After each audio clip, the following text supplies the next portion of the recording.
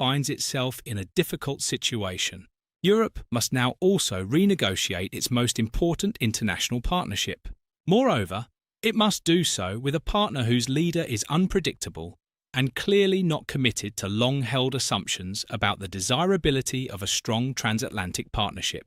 Ideally, one of the outcomes would be to launch renewed negotiations to address the global steel and aluminum overcapacity problem, a key issue for both the US and the EU, and to eliminate existing TRQs and tariff threats.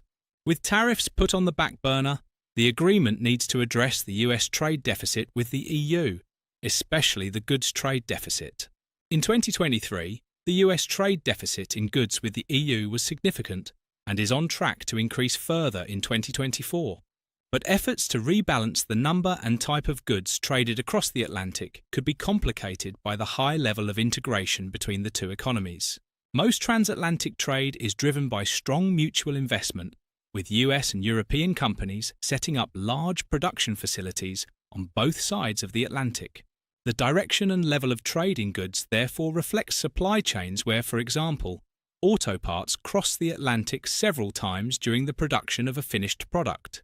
Leading US imports from Europe include pharmaceutical products, chemicals, automobiles and components, and machinery. Similarly, the same industries are among the most important US exports to the EU. Increasing tariffs on EU imports in these industries could disrupt complex supply lines and even complicate efforts to reduce the US deficit. Putting tariffs on components that BMW sends to its US manufacturing plant in Germany would not only increase the cost of a US-made car, but also threaten the cost-effectiveness and jobs of that plant in the long run. As BMW is the largest exporter of cars from the US, the health of this plant is important for reducing the trade deficit. Instead, a US-EU agreement should aim to reduce trade barriers in sectors where trade is heavily integrated, while at the same time ensuring additional US exports in key commodities. For example, a long-standing point of contention between Washington and Brussels is the 10% EU tariffs on passenger cars. These apply to all EU vehicle imports, not just US vehicle exports, except when trade agreements are negotiated. The recently updated EU-Mexico trade agreement included the elimination of the 10% tariff on cars that meet the 60% threshold of EU or Mexican content. Despite the absence of a US-EU trade agreement, this could be an opportune time to provide an exemption or suspension for US exports, especially given President Trump's interest in this issue. The EU could take a page from Trump's comments on reciprocity and lower the tariff to the US level of 2.5%. Such a tariff reduction is unlikely to lead to a large increase in cars entering from the US, as larger US vehicles have proven unpopular in Europe. In 2023, the EU imported around $10 billion worth of motor vehicles from the US, while the EU exported cars worth around $40 billion in total to the US. A reduction in auto-related tariffs could be an important symbolic gesture, while not threatening the already struggling European auto industry. Moreover, such a tariff cut could form the basis for a broader US-EU bilateral trade agreement on auto parts and materials. A key element in any US-EU deal would be EU assurances of continued significant growth in energy-related imports from the US, especially liquefied natural gas. This was a key part of the 2018 agreement between then-Presidents Jean-Claude Juncker and Donald Trump. In fact, US LNG exports to Europe have tripled since 2021, from 18.9 BCM to around 56.3 BCM in 2023. Even if Europe reduces its overall gas consumption due to energy efficiency gains and the transition to renewables, there is significant potential for US exports to expand, which currently account for around 50% of EU LNG imports.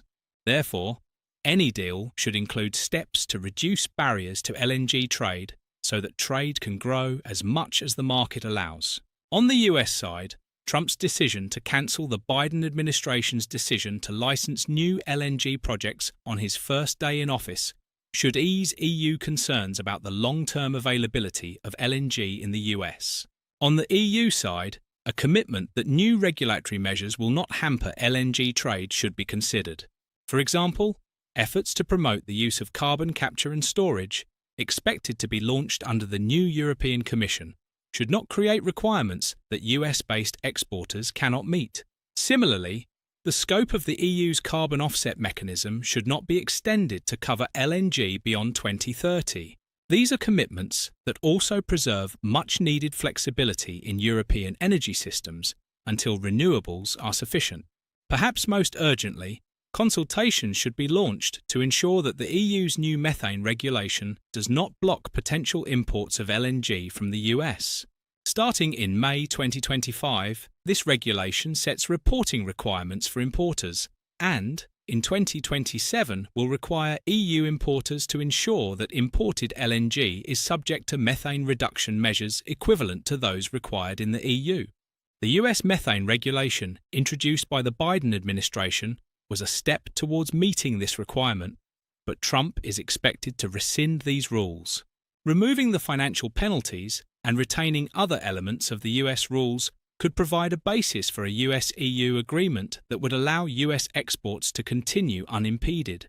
An agreement could include a promise to start consultations to resolve this thorny issue. Finally, the EU could include a useful commitment on defence procurement. European defence spending has increased significantly over the past 3 years and is likely to rise further over the next decade. By some estimates, 80% of EU defence funds are spent on procurement from outside the EU, mostly from the US. To date, the EU and its member states have provided more than $52 billion in military aid to Ukraine, making it clear to the Trump administration how much the EU and its members plan to spend on US defence equipment over the next 2 to 4 years could be an important element in a transatlantic deal.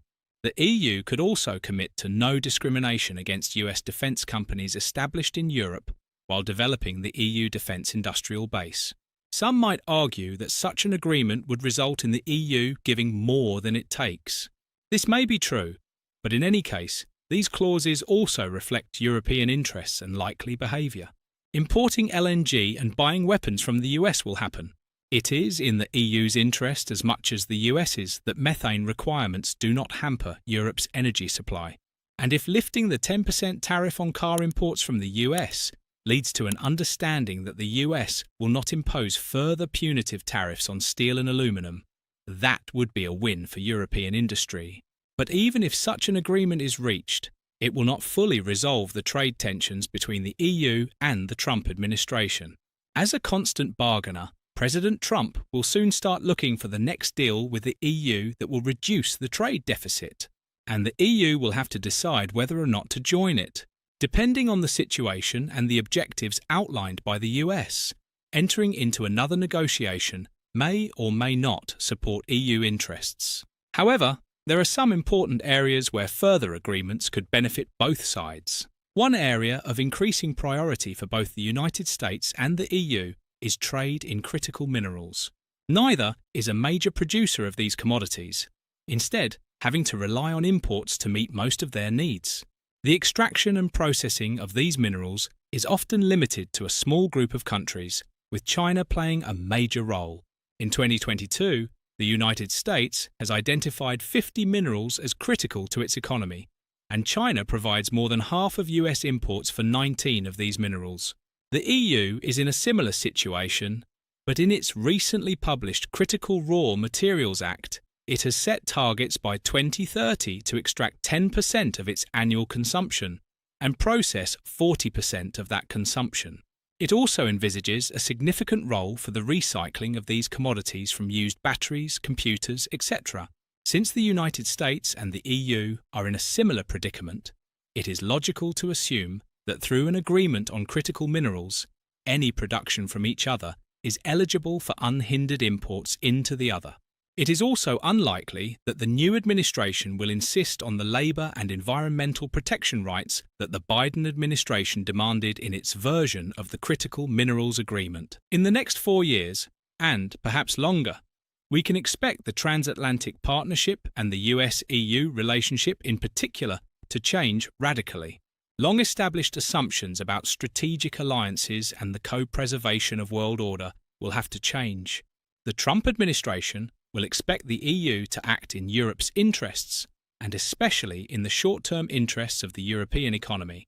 After all, this is Trump's plan for the US. So, when dealing with the US, European leaders should worry less about the US understanding and supporting their position, and instead be clear about supporting European interests. They should also understand that agreements and understandings are possible, but they will not lead to a rejuvenated US-EU strategic partnership under the Trump administration. The calculation of Europe's value to the US will start all over again the next day. Ultimately, the best strategy for the European Union is to grow its economy and strengthen the unity of its members. When the EU can present itself as a strong and coherent actor with an economy that is considered key to the success of US companies, it will have more opportunities to engage with Trump's America, and it will do so on its own terms. Thank you for following us.